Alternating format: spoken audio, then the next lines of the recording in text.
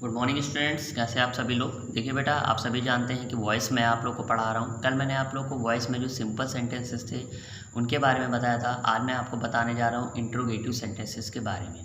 तो interrogative sentences जैसे आप जानते हैं दो टाइप के होते हैं, एक यस और नो टाइप के क्वेश्चंस होते हैं और एक WH टाइप के क्वेश्चंस होते हैं जिनमें आपके इंट्रोगेटिव वर्ड्स होते हैं। ओके, तो बहुत ही आसान है, कुछ टफ नहीं है। बस आप ये समझिएगा जैसे कि इंट्रोगेटिव सेंटेंस होते हैं एक्टिव वॉइस में, वैसे ही पैसिव वॉइस में होते हैं। बस आपको इस बात का ध्यान रखना है कि जो भी टेंस है और जो मैंने आपको चार्ट बनवाया था कि एक प्रेजेंट डेफिनेट वाला होता है तो वो उसमें इज एम आर और वर्ब की थर्ड फॉर्म लगती है, या प्रेजेंट परफेक्ट होता है तो उसमें हैज़ हैव बीन लगता है, वर्ब की थर्ड फॉर्म लगती है। तो इन्हीं सब चीज़ों का ध्यान रखना है। बाकी सब कुछ एज इट इज़ बनाना है, सब्जेक्ट को ऑब्जेक्ट बनाना है, ऑब्जेक्ट को सब्जेक्ट बनाना है, बस। ओके, तो यहाँ पे लिखा है डू यू डू दिस। अब देखिए ये सेंटेंस, पहली बात देखिए कि ये कैसा सेंटेंस है। तो ये एक इंट्रोगेटिव सेंटेंस है। कौन सा टेंस है? तो भाई ये प्रेजेंट डेफिनेट है क्योंकि इसमें डू आया हुआ है, ठीक है ना। तो अब आप क्या करेंगे, आप दिस को इधर ले आएंगे, यू को उधर ले जाएंगे, ये सब होता है। बाई लगाते हैं, आप सभी जानते हैं। तो जैसे, और क्योंकि ये प्रेजेंट डेफिनेट है तो प्रेजेंट डेफिनेट को जब आप पैसिव में बदल रहे होते हैं तो उसमें आप इज एम आर का यूज़ करते हैं। तो आप यहाँ पे यूज़ करेंगे इज़ का। अभी इसका क्यों यूज़ करेंगे? क्योंकि जो दिस है वो कहाँ आ जाएगा, यहाँ आ जाएगा। क्योंकि जो आपका ये जो ऑब्जेक्ट है वो क्या बन जाएगा, सब्जेक्ट बन जाएगा। और सब्जेक्ट के अकॉर्डिंग ये क्या होनी चाहिए, यहाँ पर हेल्पिंग वर्ब होनी चाहिए। ओके, उसके बाद आप लिखेंगे थर्ड फॉर्म। थर्ड फॉर्म क्या है आपकी, डू की हो जाएगी डन, और उसके बाद बाय यू, यानी कि जो आपका सब्जेक्ट था वो क्या बन गया, ऑब्जेक्ट बन गया। और ऑब्जेक्ट से पहले क्या आता है, बाई आता है। ओके, बात समझ में आई। नेक्स्ट देखते हैं, यहाँ पे लिखा है did he sell the car. अभी देखिए ये पास्ट परफेक्ट पास्ट इंडेफिनिट है। पास्ट इंडेफिनिट है तो सबसे पहले पास्ट इंडेफिनिट में हम लोग क्या करते थे, पैसिव बनाते समय वॉज वर्ब का यूज़ करते थे। तो हम यहाँ लिखेंगे वॉज। वॉज क्यों लिखेंगे, क्योंकि जो कार है वो यहाँ आने वाली है, ठीक है ना।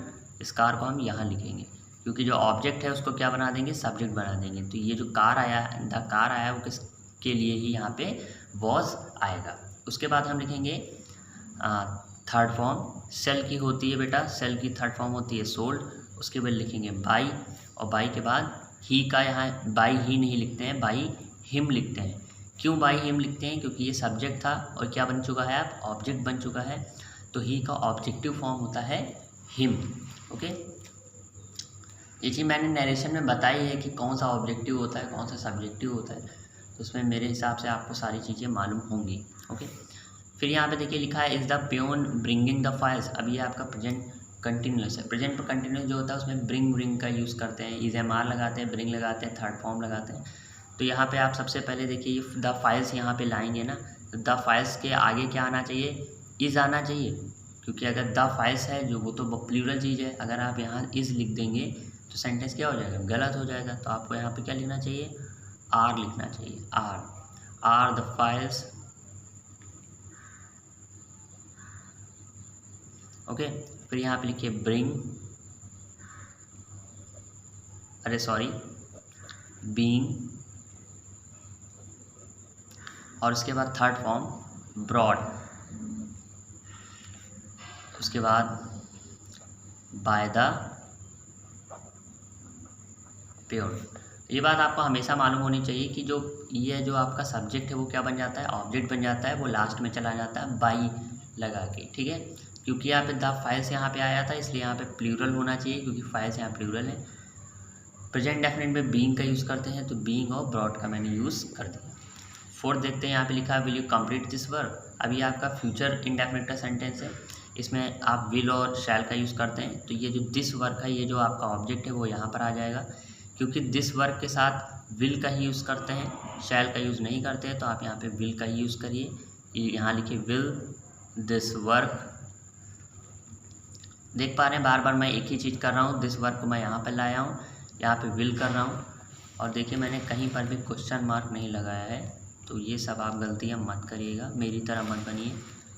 ओके, तो मैंने क्या किया यहाँ पे, विल दिस वर्क। ओके, उसके बाद आप बी का यूज़ करिए, क्योंकि जो आपका फ्यूचर होता है उसमें विल बी, शैल बी और वर्ब की थर्ड फॉर्म का यूज़ करते हैं। तो बी लगाया।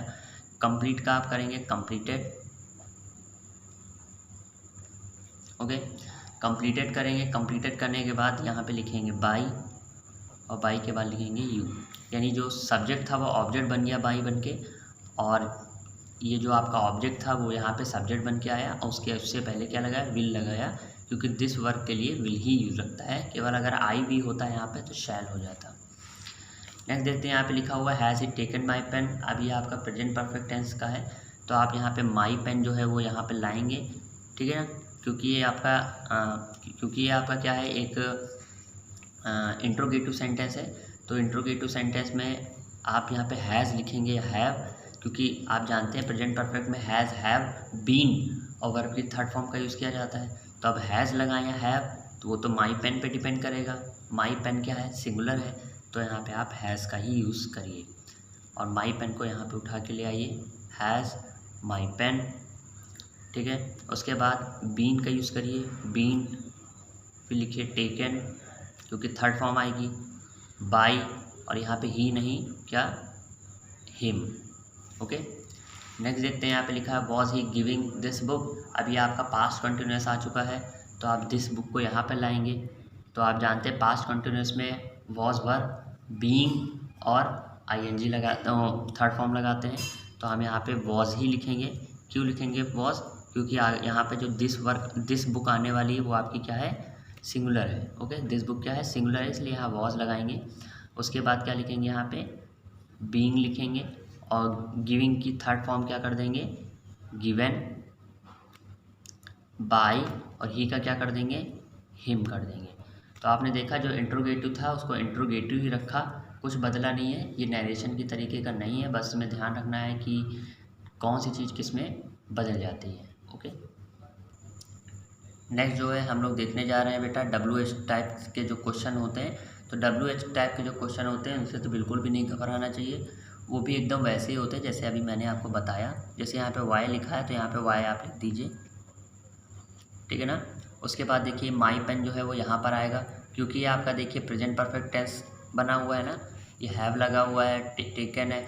तो प्रेजेंट परफेक्ट में आप क्या करते हैं, पैसिव बनाते समय हैज़, हैव लगाते हैं, बीन लगाते हैं और थर्ड फॉर्म लगाते हैं।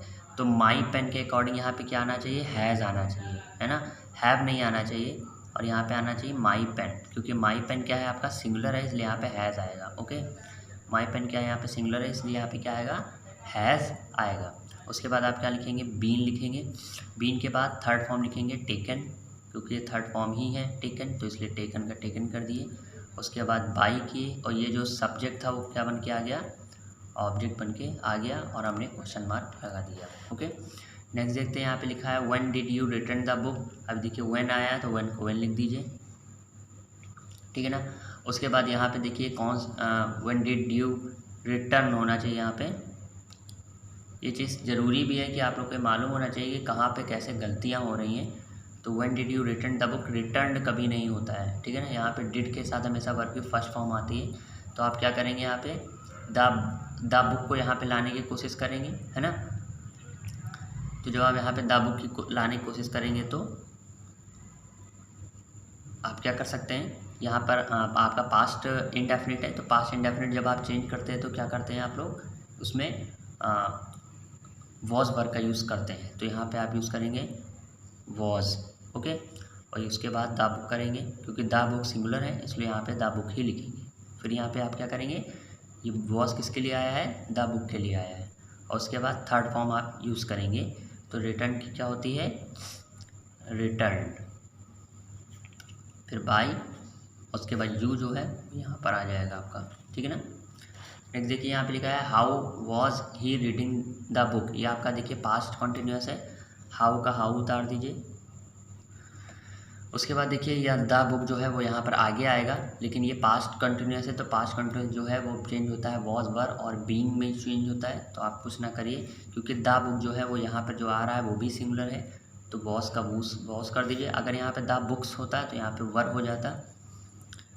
उसके बाद आप लिखिए द बुक, फिर लिखिए बीइंग, उसके बाद लिखिए वर्ब की थर्ड फॉर्म, यानी जो रीड की थर्ड फॉर्म होती है वो रेड होती है, स्पेलिंग सेम होती है, बाई, और जो ही है वो क्या हो जाएगा आपका हिम यानी ऑब्जेक्टिव फॉर्म में हो जाएगा। ओके, एक अलग टाइप का इस इंट्रोगेटिव वर्ड होता है, WH वाला वर्ड फैमिली का होता है, जो होता है हु। तो हु जो है वो तो उसमें थोड़ा सा चेंजेस हो जाती है। अब आपको कभी हु दिखाई दे तो जैसा मैं बता रहा हूँ पैसिव बनाते समय वैसे ही बनाइएगा।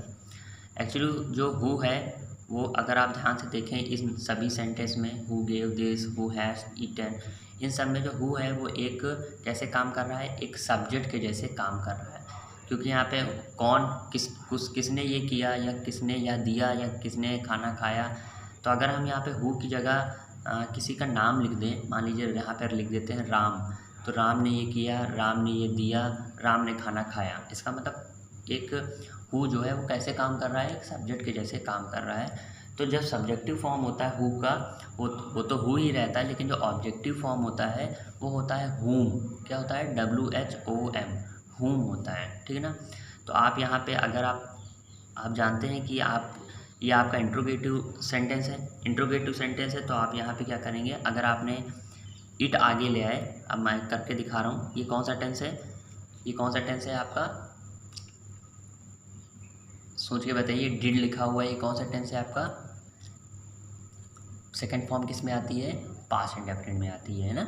तो पास्ट इंडेफिनिट जो है जब आप पैसिव बदलते हैं उसमें, तो आप क्या करते हैं, उसमें वॉज वर्ब का यूज़ करते हैं ना। तो आप अगर मान लीजिए यहाँ पे मैं वॉज लगा देता हूँ, ठीक है ना, क्या हो जाएगा, अगर मैं यहाँ पे वॉज लगा देता हूँ, उसके बाद यहाँ पे इट लिखता हूँ, उसके बाद यहाँ पे थर्ड फॉर्म डन लिखता हूँ, ठीक है ना, थर्ड फॉर्म डन लिखता हूँ, और उसके बाद लिखता हूँ बाई, है ना, और उसके बाद लिखता है यहाँ पे हूम, तो सेंटेंस क्या हो जाएगा आपका, गलत हो जाएगा। भाई गलत क्यों हो जाएगा भाई, क्योंकि जो बाई हूम है वो आपका कहाँ चला गया, लास्ट में चला गया, है ना। तो हर बार तो by him, by you, by Ram, ये सब तो हो ही रहा था, तो भाई क्यों गलत होना चाहिए। तो आप अगर ध्यान से देखें तो ये सेंटेंस, ये वर्ड क्या है, इंट्रोगेटिव है, और इंट्रोगेटिव वर्ड कभी भी सेंटेंस के लास्ट में नहीं लिखा जाता है। तो इस बाई हूम को उठा के कहाँ ले आइए, आगे ले आइए, ठीक है। By whom was it done, okay. और ये सेंटेंस आपका क्या सही हो जाएगा, एकदम पूरी तरीके से सही हो जाएगा। नेक्स्ट वाला देखिए, जैसे लिखा who gave this, who gave this, तो आप अगर आप यहाँ पे लिखें, जैसे आपको हु दिखाई देगा आप क्या करेंगे, बाई हूम, बाई हूम। अब ये कौन सा टेंस है, ये भी गेव आया है, सेकेंड फॉर्म है, आप क्या करेंगे, बाई हूम वॉज दिस, और थर्ड फॉर्म गिवन। अब यहाँ पे आपको बार बार बाई बाई नहीं लिखना है, क्योंकि आगे बाई आ चुका है, और बाई होम पीछे क्यों नहीं लिखना वो मैंने भी बताया, क्योंकि इंट्रोगेटिव वर्ड हमेशा आगे लिखा जाता है, पीछे नहीं। नेक्स्ट देखिए यहाँ पे लिखा who has eaten the food, तो आप यहाँ पे क्या करिए, बाई होम, उसके बाद आप हेल्पिंग वर्ब लिखिए, क्योंकि खाना आया है तो यहाँ पे आप हैज़ लगाइए। ये जो वॉज आ रहा है वो इसके लिए आ रहा है, इसके लिए नहीं, ओके। द फूड, ये जो द फूड के लिए हैज़ आया है, बाई होम के लिए नहीं आया है, ओके। फिर यहाँ पे लिखिए बीन ईटन, ओके, और क्वेश्चन मार्क। तो आप देख पा रहे होंगे बहुत ही इजी है, कोई टफ नहीं है, बस थोड़ा सा आप लोग को ध्यान रखने वाली चीज़ है। अगर आपको ये क्लियर हो जाए कि प्रेजेंट डेफिनिट आता है तो इज एम आर में और थर्ड फॉर्म लगाते हैं, ये करते वो करते हैं, तो सारी बातें क्लियर हो जाएंगी। चार्ट पे ध्यान दीजिए, चार्ट ज़्यादा इंपॉर्टेंट है जो मैंने आपको बनवाया है, ठीक है। Okay, good day.